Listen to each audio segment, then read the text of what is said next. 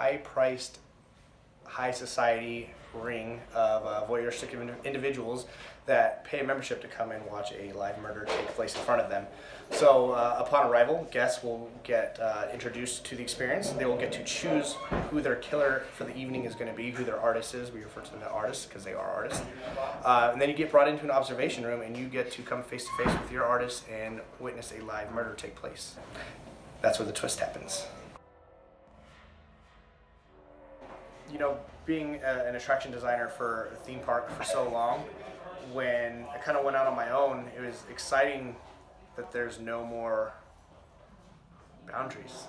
We always thought that there was so many opportunities in the world of escape rooms to tell a deeper story than what we were seeing.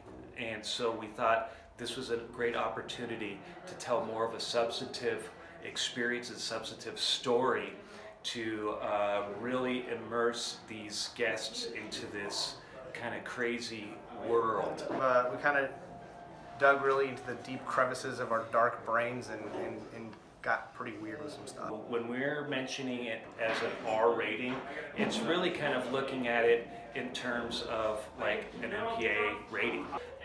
Gratuitous, violence, gore. I think content-wise, I mean, there's everything is from as minor as just language, and not having to worry about cussing is like a, you know, or just extreme violence that we probably would have had to pull back the reins on a little bit. It's all kind of more realistic than what we're able to do in the theme park industry, because usually those are connected to more of the family-friendly types of experiences, even though a lot of the adult experiences like Horror Nights or Knots or whatever have heavy themes, heavy gore.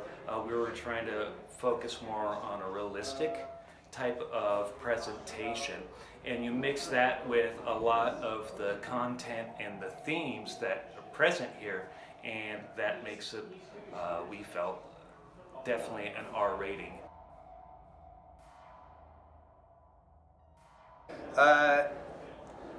The difficulty, I wouldn't say is too high. That wasn't really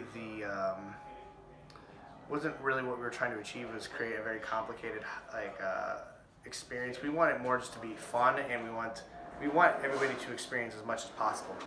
I don't know what our success rate is going to be because we haven't gotten that far as testing yet, but we want the majority of people to make it all the way through. We want everybody to experience everything. We want everybody to encounter all the characters and encounter all the different scares we have built into this thing.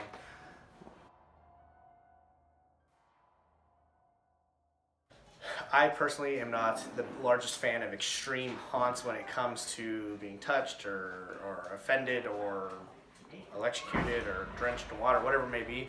I like haunted attractions because they're fun. So although this is intense and it's extreme in content, I wouldn't consider it an extreme haunt. You're not going to be violently grabbed or thrown around or anything like that. Want to do smells? I don't know if we're going to get to smells, just because I don't want the whole building to smell like shit. Or puke. Or puke. So we do recommend that people dress comfortably. And if there are portions where you may have to crawl, there may be portions where you get wet or a little bit of blood on you. So it's all washable, of course, but wouldn't recommend wearing your Sunday best to the escape experience. I think what makes it R-rated in our opinion is just the extreme content. So extreme violence, extreme graphic language, the intensity of the whole thing, the aggressive behavior of the actors, I think is also going to push it past the normal PG-13 that you would get in a haunted attraction.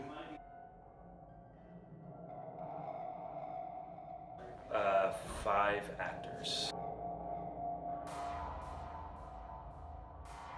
We wrote the whole thing, spent a lot of time just hashing out all of the concepts, all of the different steps on what it would take to bring this to reality. And then turning that all into a massive treatment that would include all of the scripts, all of the elements as far as sound and background audio and all of the special effects, and being able to use that as sort of our Bible to make Murder Co. something that we can hand off to our actors and to the construction crew and all that stuff, so that way everybody's on the same page. There's at least 8 different versions of the treatment that we went through during the whole process. Yeah, because we didn't have the constraints anymore, because we always have to be very cognizant of that information when we're writing for attractions for theme parks. So we have to be well aware of who the audience is. It's a much wider demographic. And so now when we sort of pinpoint this more at an adult experience with that R rating, now we can kind of take some of those restraints off and be a little bit more free to touch content that we were never able to think about or consider before. So Knott's, I departed Knott's with contract in hand to still be maze designer. So I will still be designing at least one attraction this year still. That's not all of it. Yeah, and also still doing the band thing and touring and playing shows and chasing a 2-year-old around, and we have in this building as well, we have our plague production stuff going on, so we're building set pieces for bands on the other side of this wall right now. Obviously this is passion driven, and so just like any sort of art form, because I do feel that this is an art form, you have to become obsessed with it. You know, you really got to dig way deep into this thing, become obsessed with it.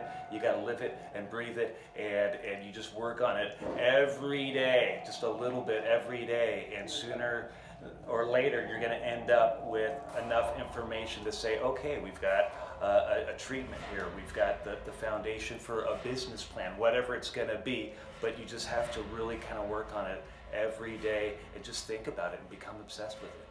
April 5th, Murder Co. opens, and we will see you in Upland, California. Check out blackmarketescaperooms.com for ticket information. We'll see you soon.